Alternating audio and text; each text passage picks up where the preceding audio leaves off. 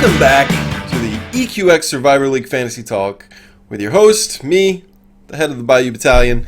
And today I have a special guest. I hope you guys are excited because I've got our weekly reigning champion, Hope Solo Sex Slave. How are you doing, sir?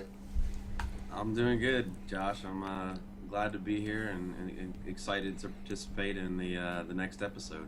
That's awesome. I'm glad to have you too. Before we jump into everything football, I just want to touch base with the Sean Saunders curse, which I'm sure you've heard plenty about.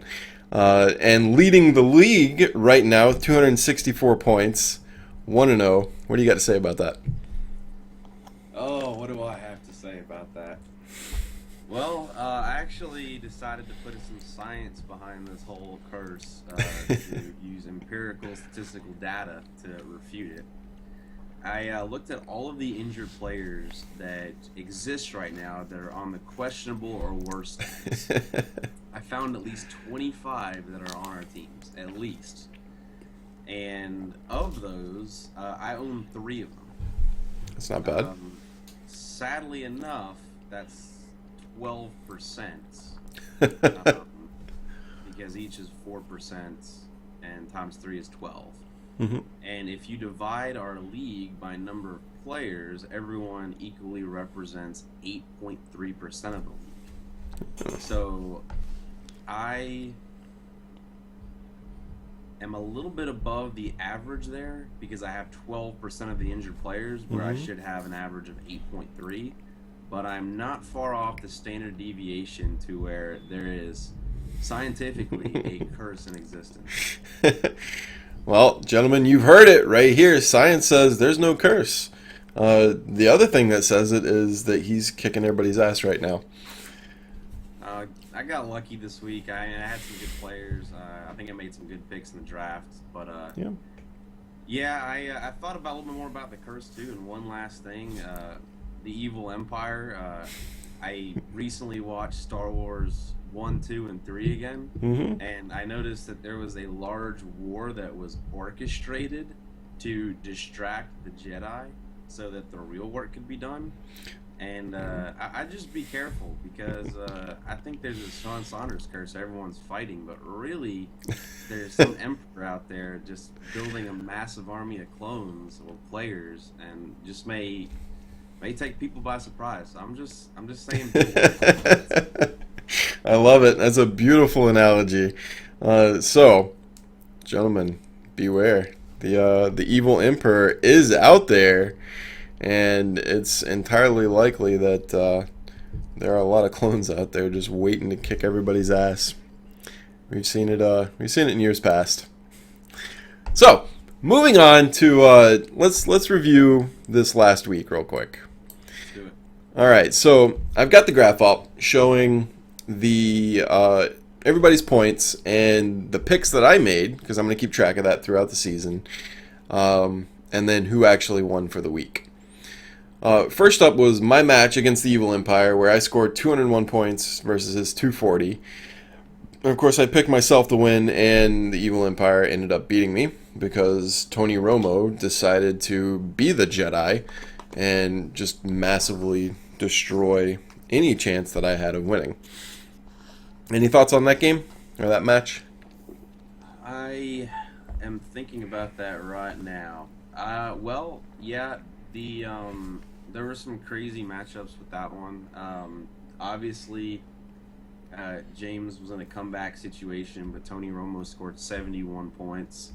Julio Jones is on fire, so it looked like you had it, but it's it's like it was like trying to catch the leader of like some kind of famous drug, like Pablo Escobar, like some kind of drug cartel. You know, you just keep finding a way to get out, and James pulled this one out. So no, that caught me by surprise. I went to sleep thinking you were winning, and I woke up and saw a goose egg next to your record. Yep. No, that one felt good. It didn't, but yeah. Next match, we had We're Team Meemaw versus Asian Persuasion, with Mima picking up 205 points and Asian Persuasion getting 245. He was actually one of the higher players, trailing, I think, third behind you. I did have him pick to win, so there's a little something for me, a little reconciliation. Any thoughts on that matchup? Pretty cut and dry. There were those in this league that projected Tom Brady to do very well in Week 1, and that happened. And I think that was the defining factor, along with some Percy Harvin action and a strong defense. So, yeah, he just came out and bombed Pearl Harbor. He's 1-0. Yep, it's true. All right, so deflating ain't easy versus 99 problems, but a Vic ain't one. This was the closest match by far in the entire week. It was decided by literally less than 1 point. So deflating ain't easy ended up with 203.15, and then we had 99 problems ending up with 202.05. I predicted Christian to pull this one out. He did. Good job, sir. Any thoughts on this matchup? No. I mean, it was a good game. There were a couple of goose eggs. I think the Deshaun Jackson thing hurt Chris, and hence the 1 point difference. So yeah, and deflating ain't easy had Jordy Nelson, who obviously fell injured earlier before the season started, so that definitely hurt. He had a couple of injury suspensions that I went over in the last episode, which hurt, but it was a damn good match. I'm sure they were both sitting there on the couch on the edge of their seats the entire game. Moving on, we got Rome Wolves versus Mile High Militia. Another high roller coming up in Mile High Militia, who scored 248 versus the Rome Wolves 220. I was actually surprised that the Rome Wolves scored that full 220 points. I remember the last time I had looked at the scoreboard before heading off to bed that night, he wasn't doing too well. I think he was definitely under 200 points. I didn't think he was going to get over that mark.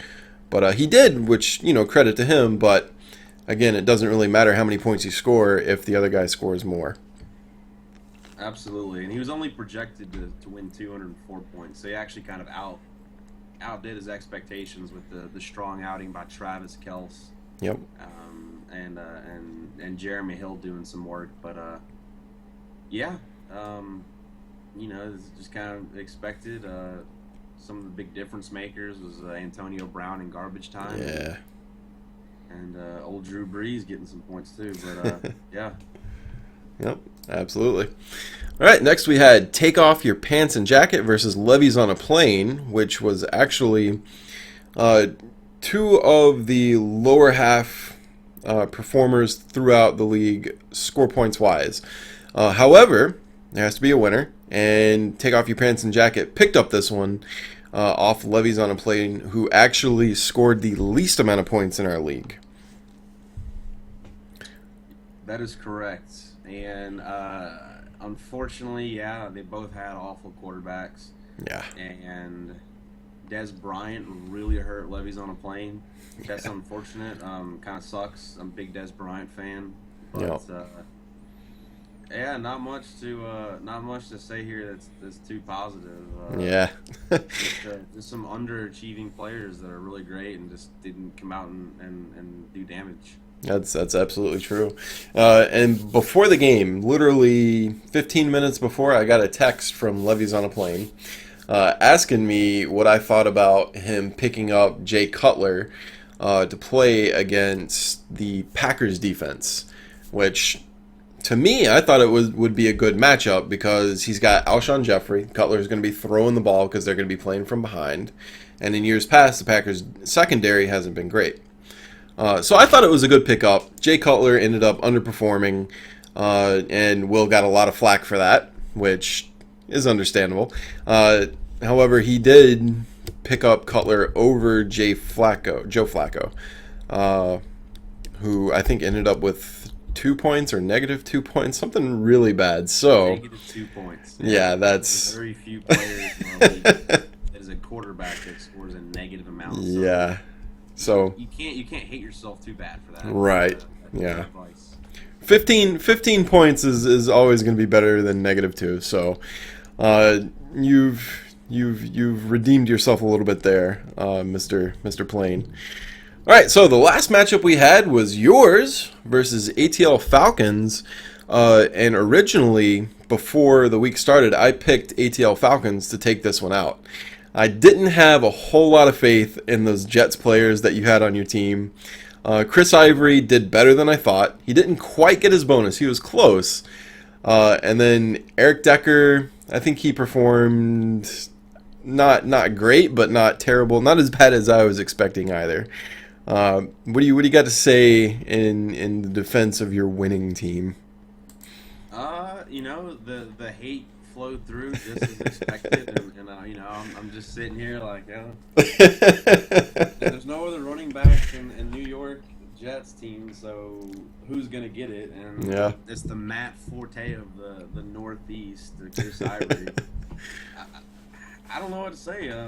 It is what it is. I had some players that did great. I had some players that didn't, and thankfully Peyton didn't do what I was expecting. 7 touchdowns. So. Yep, absolutely. All right, so that was the week in review. There's one last look at the graph here. For my picks, I went 3 out of 6. I am 50% so far. We're gonna take that number up because I'm gonna make some strong predictions real soon.